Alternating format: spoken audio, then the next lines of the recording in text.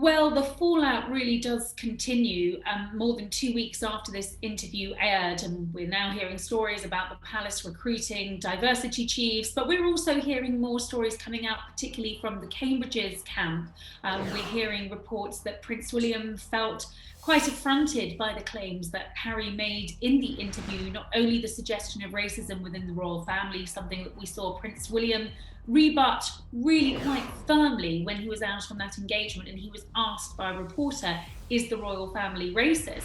But we've also heard through friends of William who have spoken to newspapers over here that he really rejects that suggestion from his brother, that he feels trapped by the firm. He feels trapped by his future role. If you speak to sources close to William, they say this is very much not the case. He's very willing to embrace his destiny as a future king, and he's very happy to step up to his responsibilities. Certainly, it's not the royal family's intention to have this played out in the press. The royal family haven't really had a right to reply. We had that very brief statement from the Queen about how she wanted to take this into the family, wanted to deal with it as a private matter.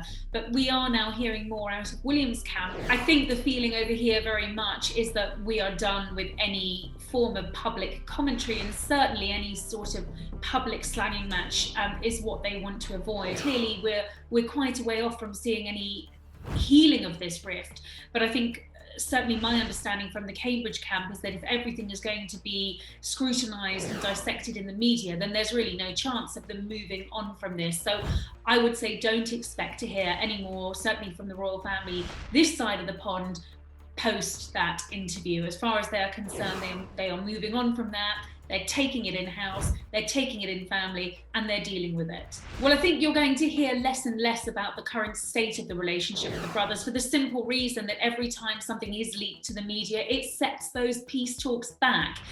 We do have a deadline approaching.